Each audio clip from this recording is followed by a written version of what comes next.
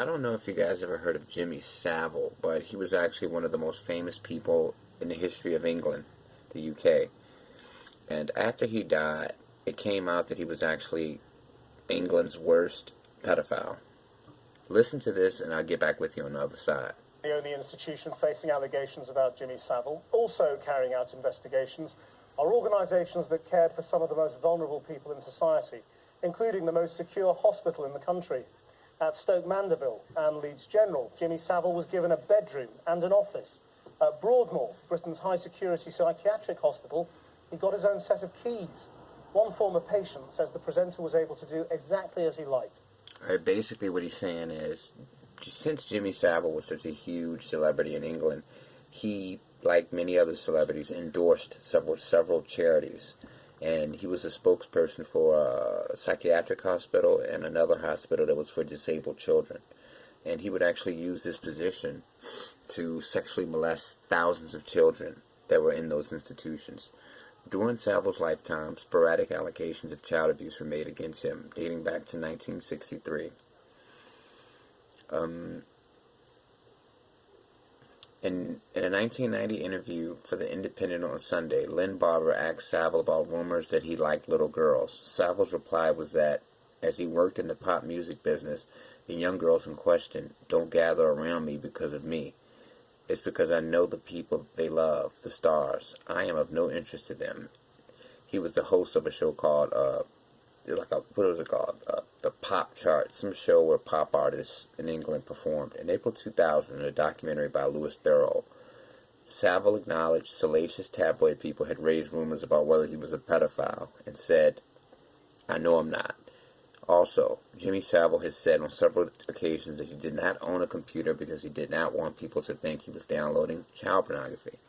In 2007, Savile was interviewed under caution by police investigating an allegation of indecent assault in the 1970s at the now-closed Duncroft Approved School for Girls, where he was a regular visitor. In October 2009, the Crown prosecutor advised that there was insufficient evidence to take any further action, and no charges were brought. In March 2008, Savile started legal proceedings against the Sun, which had linked him in several articles to child abuse at the Jersey Children's Home. At first, he denied visiting this place, but later admitted he had done so following the publication of a photograph showing him at the home surrounded by children. The States of Jersey Police, a police force in England, said that in 2008 an allegation of an indecent assault by Savile at his home in the 70s had been investigated, but there had been insufficient evidence. So that's basically what was going on in his when he was alive. People kind of knew or suspected that he was a pedophile, but the proof didn't come out until after he died. Immediately after Savile's death, the BBC's Newsnight program began an investigation into reports that he was a sexual abuser.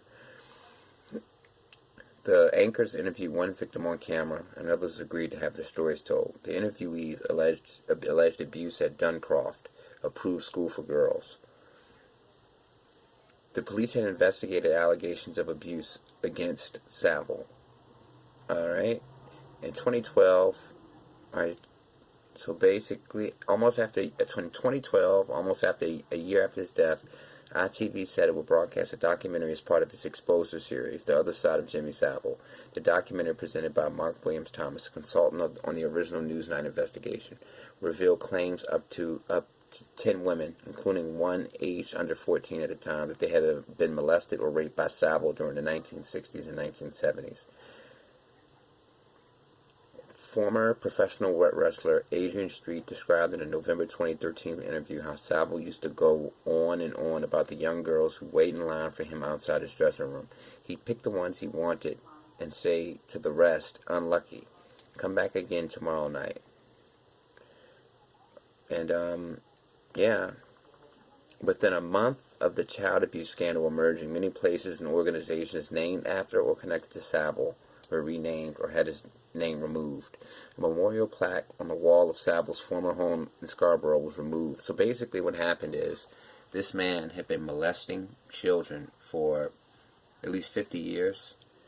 And the BBC, which was a network that hosted that show I was telling you about, where the pop artists would perform, I forgot the name of it, but it was a huge show. They basically covered up all the allegations, and he was actually using his position as England's most famous celebrity to get close to children through charities. So he would actually have the keys to all of these hospitals with disabled children, children with psychiatric problems, schools that allowed young girls, kids who didn't have anywhere to live to stay there at the school, and he would use, those rooms in these places as a place to molest these people. And it's crazy because, this guy never faced justice. He died in 2011, and he was just a molester. And it's just amazing that people, a lot of people say, hey, look at the guy. He's always been a weirdo. Why is it that it took for him to die for us to realize what he was doing to these kids? And it's been estimated that Jimmy Savile, who has been a celebrity since the 60s, has been molesting little kids, sick kids such as this one, for 50 years. And he molested thousands of them.